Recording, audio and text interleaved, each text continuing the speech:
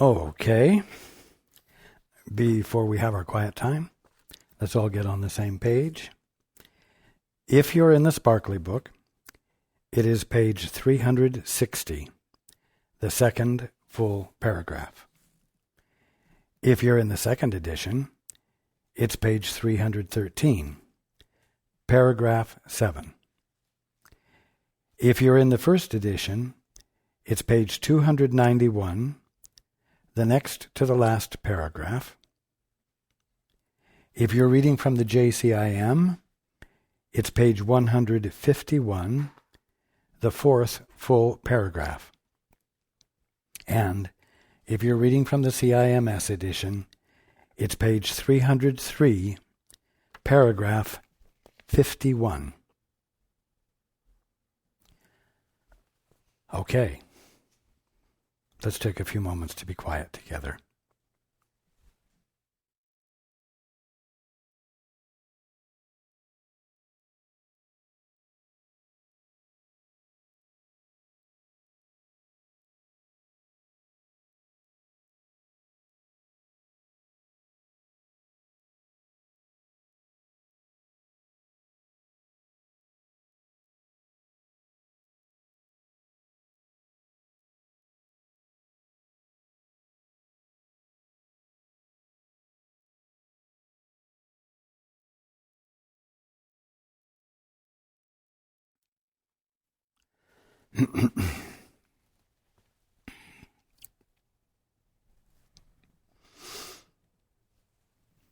Good evening.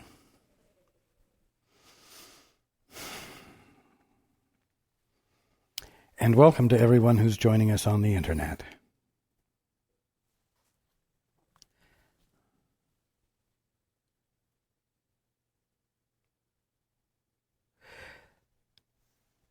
Every week or so, we get together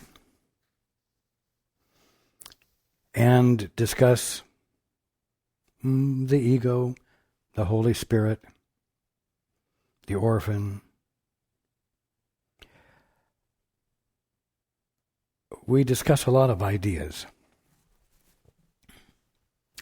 And it's very easy to think of these ideas and things as topics of discussion. If they remain, however, forever topics of discussion, you might as well set this book down and go find something else to do. If there's anything I'm trying to do, especially in the last few months, is to help bring you to a point of understanding that we're talking about how you use your mind. We're talking about how you behave. And we're talking about the call for a change in behavior.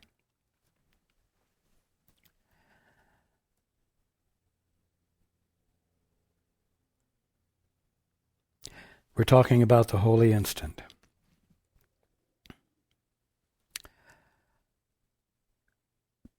And I've brought home the fact that the holy instant is that moment in which you say yes to God.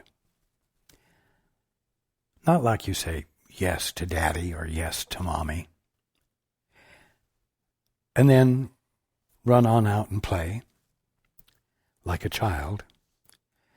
But where you say yes to God, meaning that you're turning your attention to God, to know from Him, to find out from Him what the truth is, to ask for Him to share His perspective on creation itself, which you are part of, which you are inseparable from, and which it is your right to comprehend, embrace, understand as God understands it.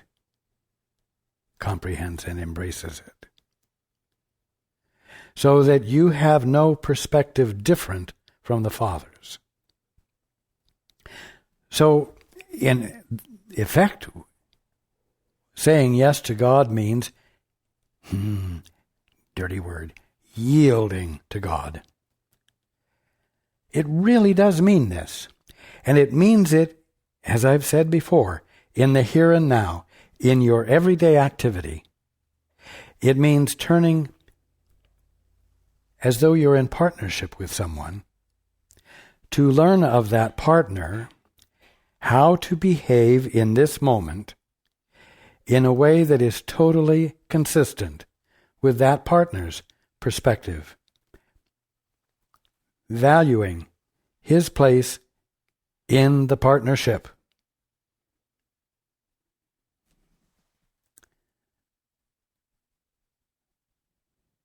We're talking about letting yourself in for the experience of a radically new awareness of yourself. I say new because although it's your original awareness of yourself, it's one that you have ignored for so long that it seems unfamiliar with you now, unfamiliar to you now. So, we're talking about the fact that the holy instant is the threshold of awakening. It amounts to leaving the orphanage. It amounts to letting go of the definitions you have given yourself as an orphan. And all of the wonderful and uplifting concepts you have developed regarding becoming the best damned orphan there ever was, and becoming as good as a real child, we'll say, who's not an orphan.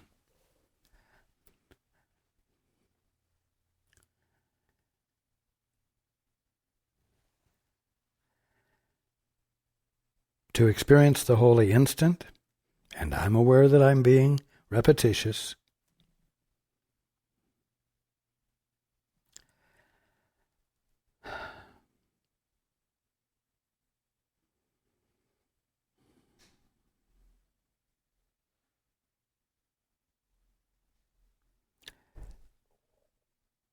stepping into the holy instant amounts to letting go of all that you know.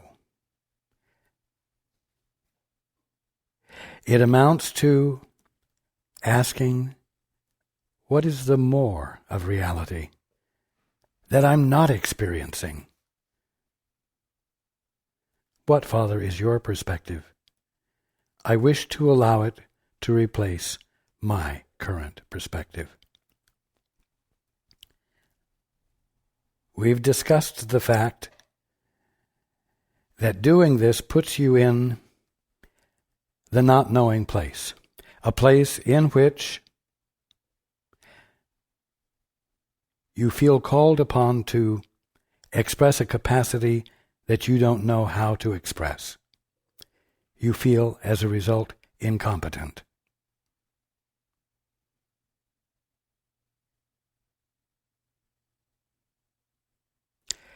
And this is an essential part of moving into the holy instant and moving out of the false perception of yourselves, moving into the truer experience of what you are. So that you are able to be real with your brothers and sisters and available to your brothers and sisters. Now,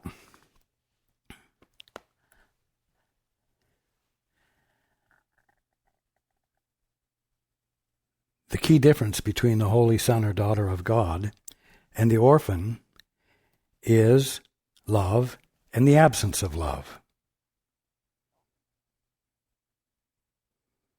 The orphan doesn't know how to love because the orphan is preoccupied with himself or herself and his or her survival. In a world that the orphan sees as hostile because he sees it without love.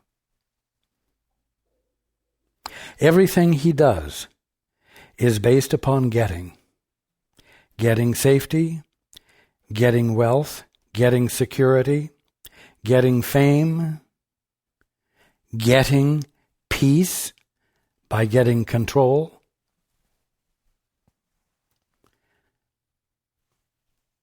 Whereas with the Holy Son or Daughter of God, everything is a matter of embrace, of no judgment, of undefended presence. Everyone with everyone. It is being in such defenselessness that absolutely none of infinite creation is distanced from you. Absolutely none of it is faint because it seems to be at an infinite distance. Where the universe is totally comprehensible, embraceable, and experienceable,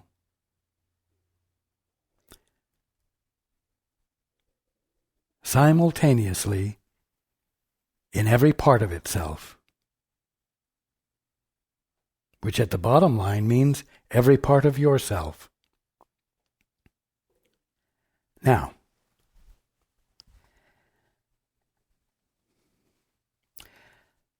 some 100 years ago or more, a lot of these things could be talked about as though they were topics.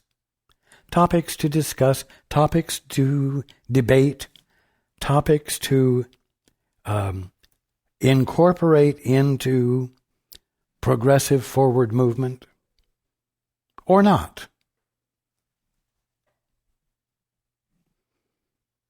But I'm telling you that you are now living in a time in which these lessons are required. You're living in a time when these issues are on your plate. You're living in a time when things are transitioning and you stand on the threshold of being in an entirely new way. And one of the fundamental changes is going to be the shift from getting to giving, from self-protection to embrace of the whole. The economy is changing. It isn't just suffering and being brought to help, brought back to health. You are watching transformation of economy. And the transformation is going to be successful. But it's going to become something that not all of you want, or it is going to become something that is going to require all of you to stand in the place of incompetence, to stand in that place of not knowing, feeling the need to know, and leaning into it without fussing about it, without fretting about it, leaning into it willingly, because in the beginning, all you can have based upon my encouragement is the idea that doing so will result in your becoming aware of what needs to be known that you never knew before. What needs to be known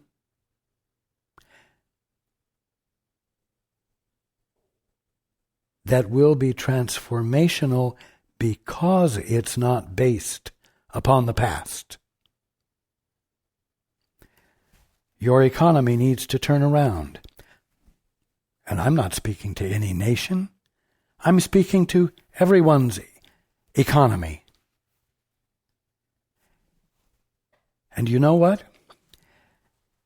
If you and you and you and you and everyone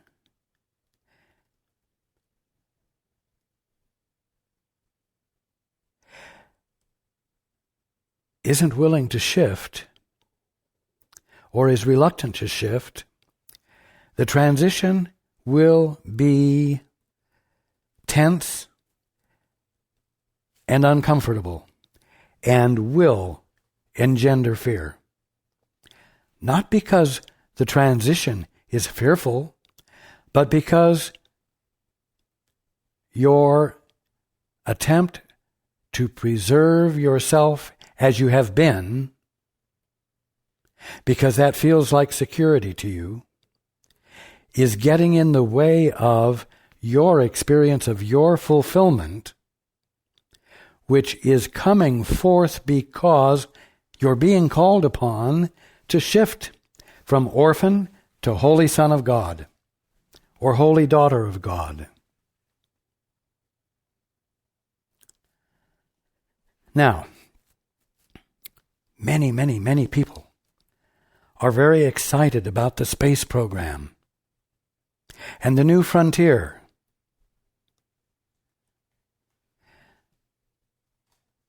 And much energy and much expense is put forth in order to explore this new frontier. I'm telling you that there's a frontier before you that no one is going to be able to ignore. It isn't going to be a matter of choice. But whether it's strenuous or exciting and inspiring will depend upon whether or not you are willing to embrace it or whether you are going to be resistant to it.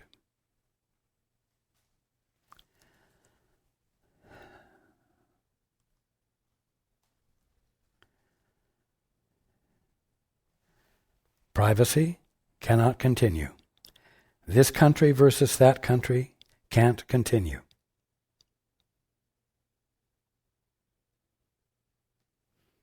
For lack of better words, and I'm not being at all political here, there needs to be a United States of the world where everyone identifies with everyone else and where everyone knows that the foundation for being every day when you get up is consistent globally. My God. If you can have a Big Mac anywhere in the world and have it taste exactly like it does somewhere else in the world, you can all feel the same kind of unity with each other, with a little willingness. And that's what's needed, and that's what's called for.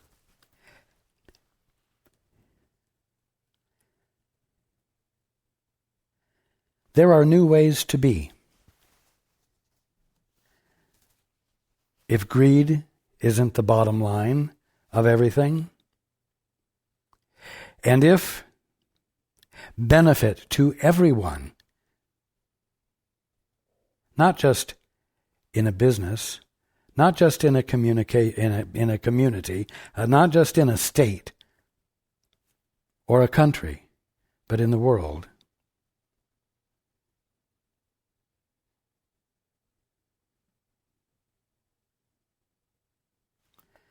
I'm sorry, I lost it.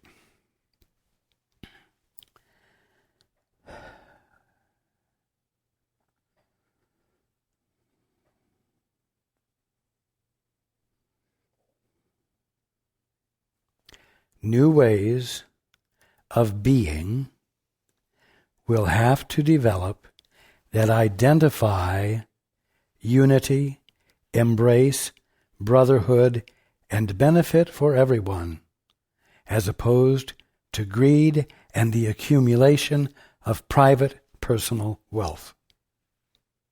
This is the threshold everyone stands on. It is a threshold which must take place. If it doesn't take place, there will be collapse. In other words, there is no choice now. And so, everything we're reading about regarding the holy instant and abandoning orphanhood and being willing to let the Father in because you love your brother or your sister, and in order to experience God's love, you must be willing to extend it to them. That's where it's at. That's where it's at on your planet at this time.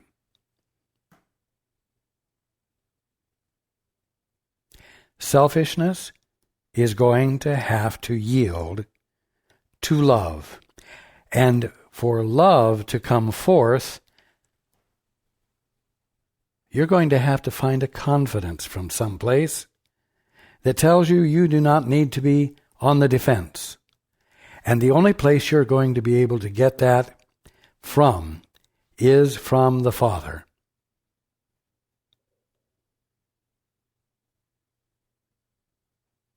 Now the Father's already giving it to you. The Father has already given it to you because you're already the holy sons and daughters of God. Right now, today, even if you're acting like a miserable orphan.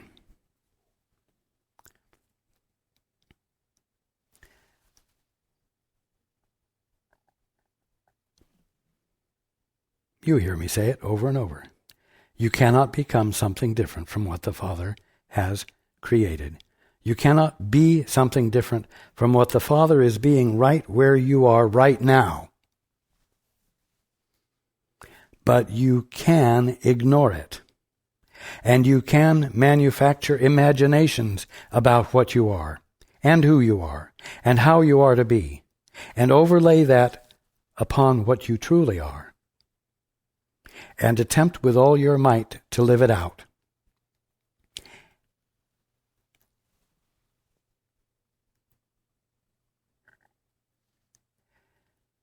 It's time to give it up. It's time to stop reading this book and considering, quote, the holy instant, and considering the ego, and mulling it over in your mind, mulling them over in your mind as topics of consideration. And you need to see that they're talking about you. The ego is the you that you imagine you are when you insist upon being an independent authority.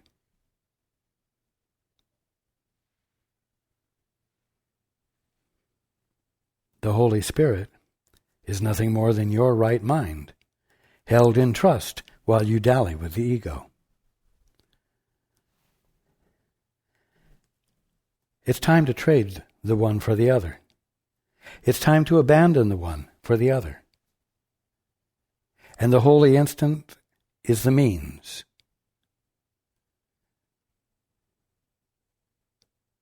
And now, and now, and now, and now, and now are all the opportunities for an instant in time to become the holy instant in which you slip out of that which counts time as valuable into the experience of eternity, which is wholeness, oneness, all of creation, experienced now, with no part of it withheld from you, and no part of you withheld from it.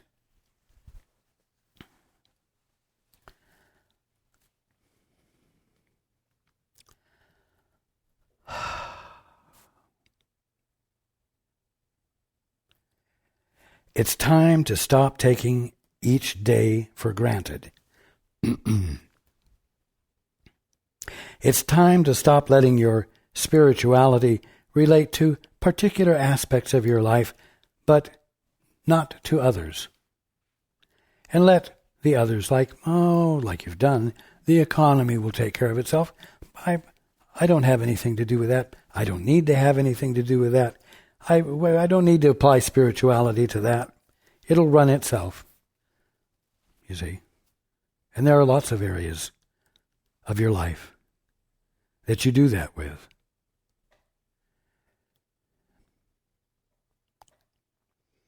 Well, stop. It's time to stop. It's time to stop taking everything for granted. It's time to stop saying, well, it's taking care of itself, or they've taken care of it forever. You've just found out that they're not all taking care of it.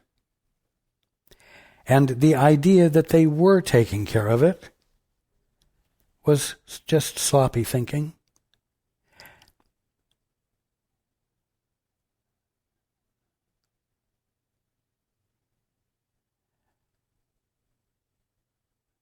Sloppy thinking. I say that because clear thinking is a heck of a lot more fun. Clear thinking doesn't say everything will take care of itself. Clear thinking says, what is fulfillment? Where does fulfillment lie? You know what? Maybe fulfillment isn't my getting up every morning and getting on a crowded freeway and driving 10 miles an hour bumper to bumper to work with everybody around me angry, and getting to work and hopefully getting that time clock punched before I'm late, and then working in a crowded office with a lot of tension because everybody's getting. Maybe that's not the way. Maybe it's possible to work from home via the computer and via the internet. And maybe you could even have your own business without the overhead that would, if everyone else or many others were doing the same thing, would shift the workload and shift the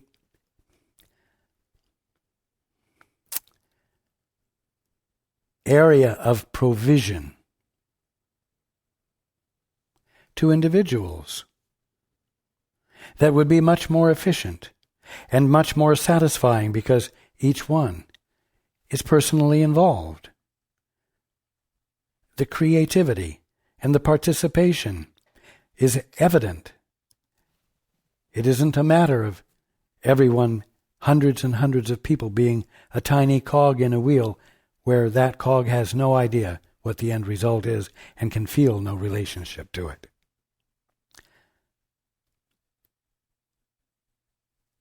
The question, what is fulfillment here? Maybe fulfillment isn't anything that we've been doing already.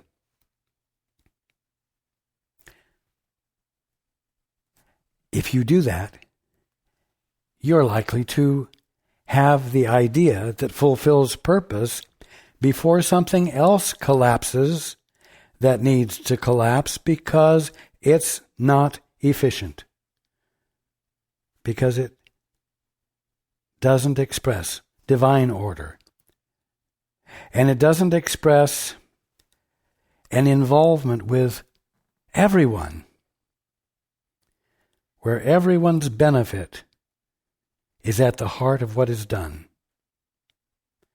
There are new ways that things are going to have to be done, and every single one of you, if you are conscious, and you are, that every single one of you can participate in being the gift of. But this means you're going to have to get off your, I'll be nice, duff. Get off your duff. Get off your complacency. And care enough to become involved at levels and in areas that you never considered before. How?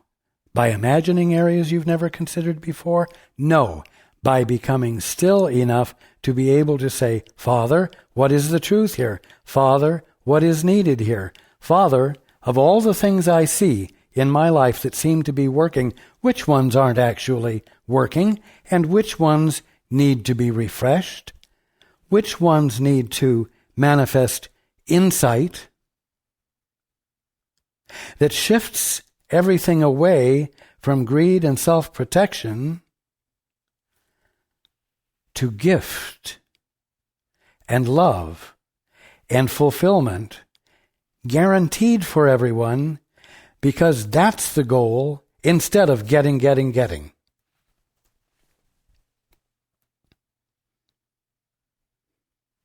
you see what I'm saying? We've been reading about the holy instant and all of these things. But it needs to be translated into your life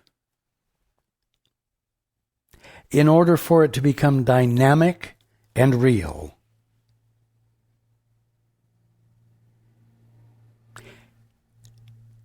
It happens that at this place in the book,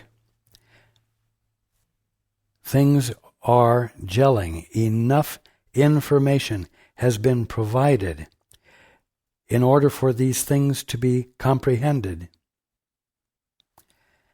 And it happens that it coincides with things that are going on in your world that call for what this book and this teaching and these truths are putting forth.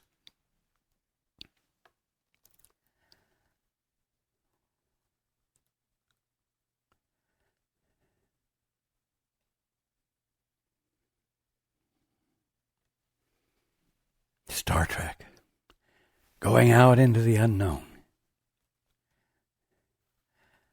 Or you, and you, and you, and everyone.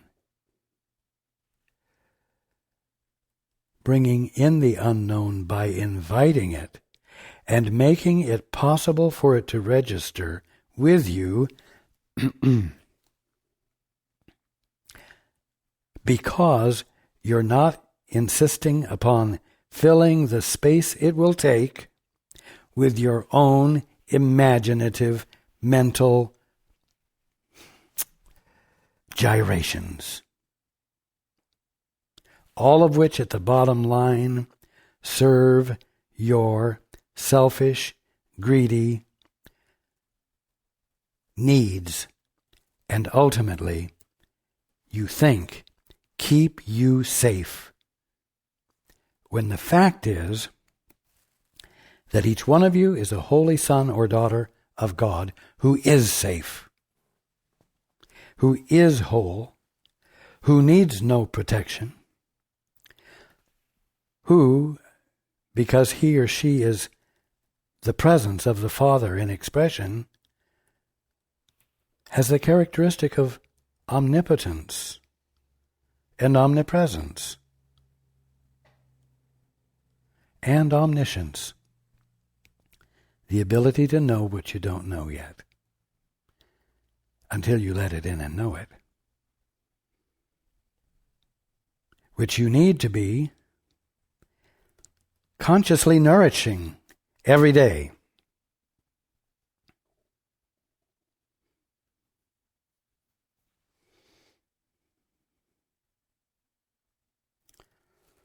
Now,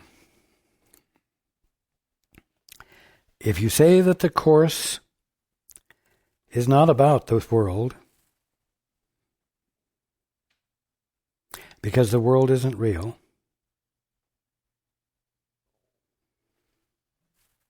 It will not apply to anything. It won't be relevant to anything except a little mental masturbation.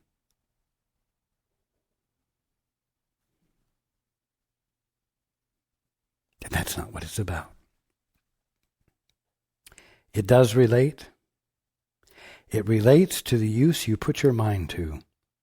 It relates to how you're identifying yourself, holy son or daughter of God, or ego/orphan.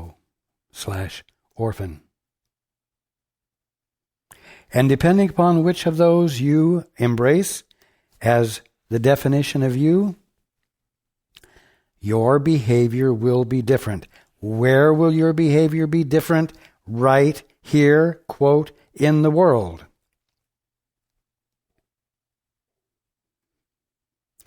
And I'll tell you that when you go into partnership with God by saying, Father, which an orphan doesn't say, by saying, Father, what's the truth here? Father, what is your perspective? Father, I wish to see things the way you see them. I wish to experience being the way you created me to experience it. You lay the groundwork for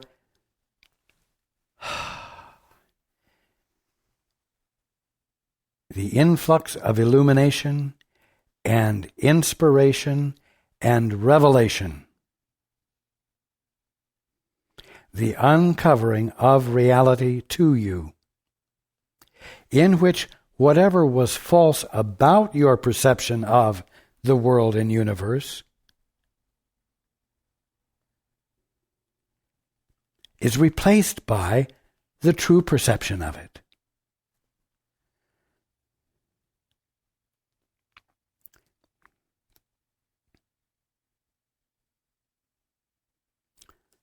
The reality of it that has forever been what is.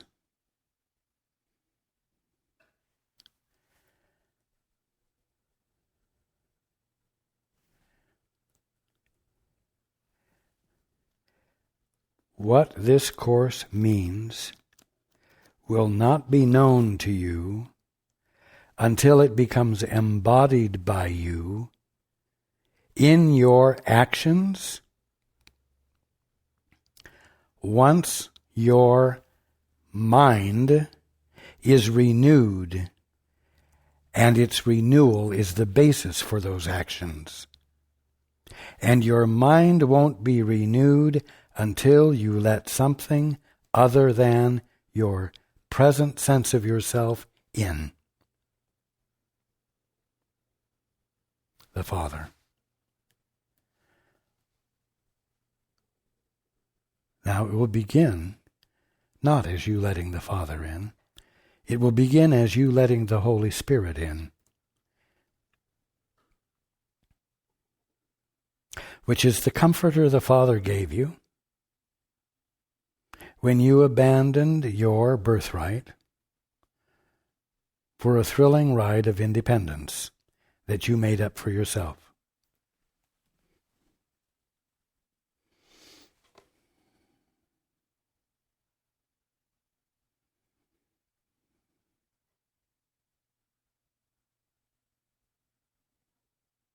The Holy Spirit, as I said, is your divinity, the truth about you, the conscious experience of the truth about you, held in trust while you dally with the state of independence.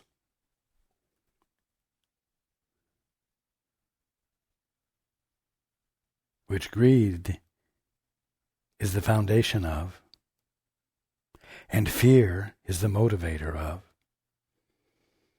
and death is the ultimate result of. To give that up is not to give up much.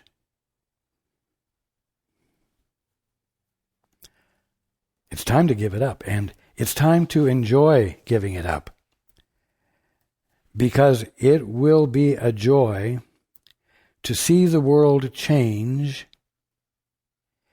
in simple ways that embody simple common sense arising out of love.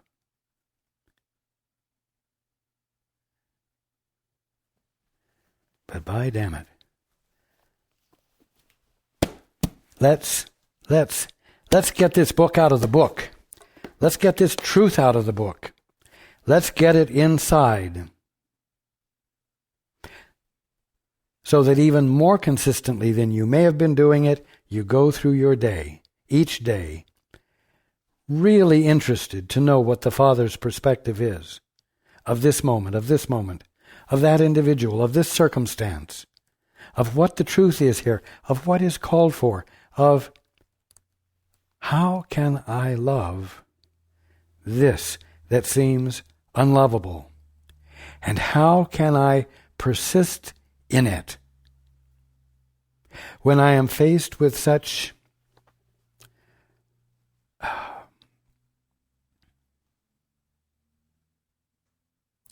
defense, such ugly defense, that it seems intolerable to stand in the face of it and want to know what the truth is, and want to know what constitutes love, so that it can be extended, so that healing and transformation can occur.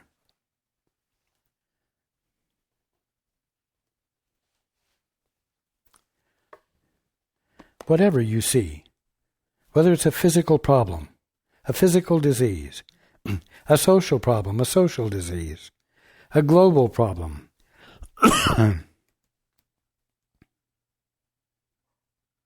a global disease. I'm talking about an earth disease.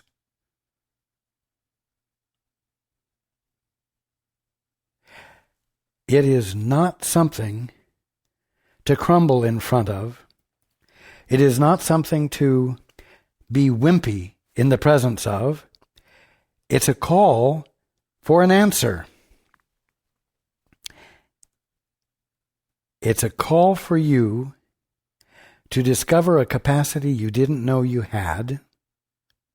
And the only way you can discover that capacity is to stand in the face of not knowing the answer, and to stand in the face of feeling incompetent about it, and not getting huffy, egotistically proud, pissed off, self-righteous about it, and saying with all honesty and agreement and cooperation, I don't know the answer.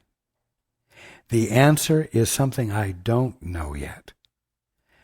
But the answer is something I am capable of becoming aware of, and I know I'll become aware of it if I will be willing to be in this not knowing, incompetent place.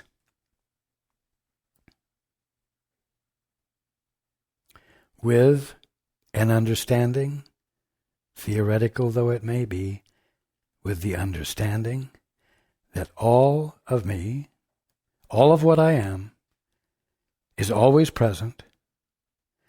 All of me is always functioning, and all of what I am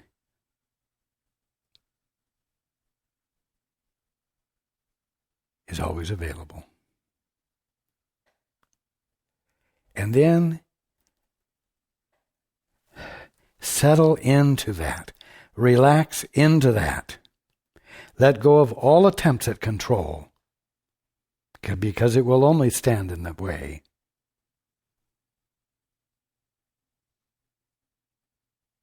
The infilling will come. The new modes of business will come. The new methods and means of commerce will come.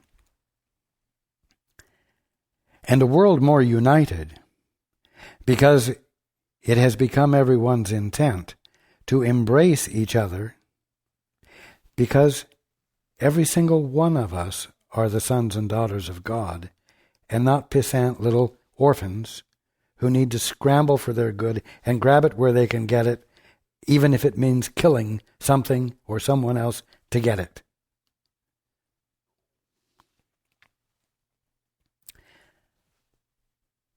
I'm going to end by saying, be more alive to your days. Be more alive in every moment of your days. Wonder what it is you're missing. Wonder what it is you don't know. Wonder whether there are things that seem to be functioning well that actually aren't, where change is needed. And don't try to figure out the answers to any of those questions. Let them be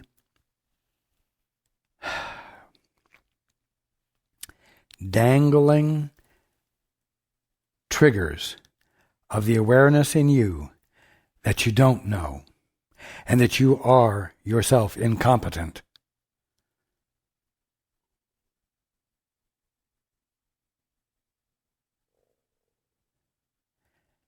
And be happy in that knowledge, knowing that it's the Father's good pleasure, as it always has been, to give you the kingdom, and that the Holy Spirit has as its function the reuniting of you with it,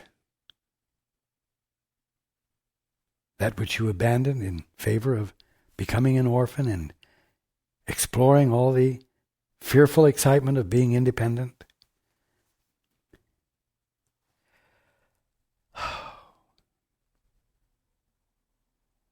It's a good place where you are. Don't grouse about effort that it may take, because you all have more vital energy in your being than you dream of, and capacity that you don't know you had. And this lethargic incapacity and willingness to dreamily go through your day, letting them take care of it, or letting the economy take care of itself.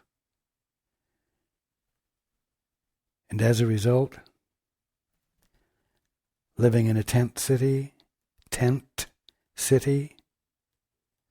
or living in a tense city because everyone is uptight, because they're on the defense and they're trying to save their butts.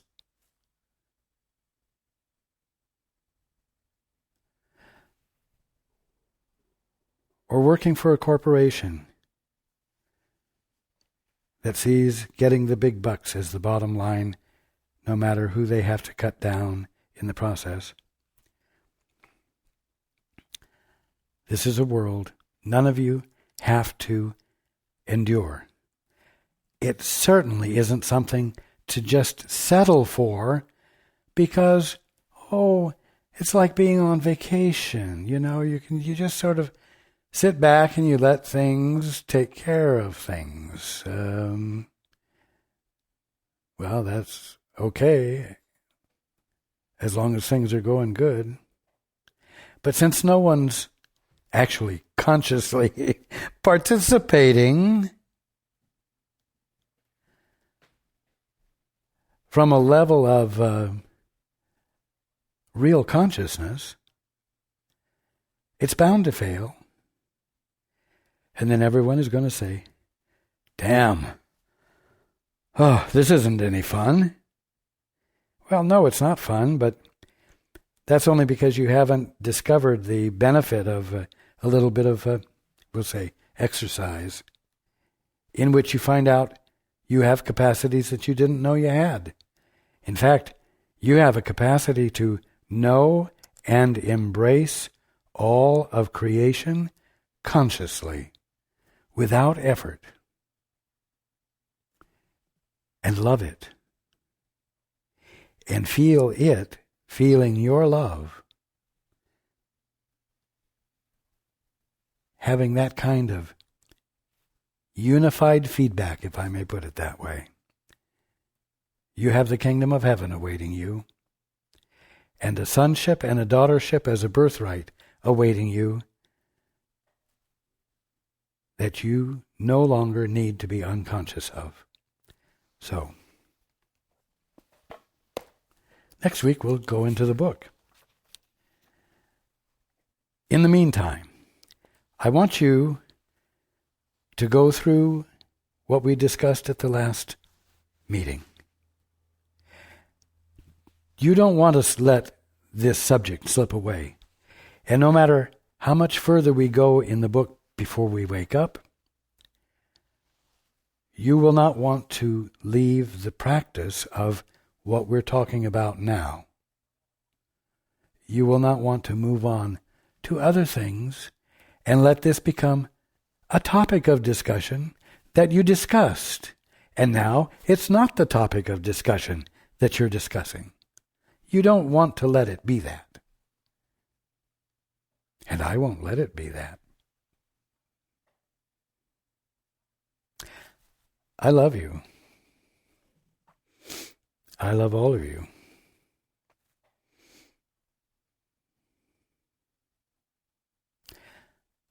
Let's start having fun waking up by participating in waking up instead of leaving it to them. Okay.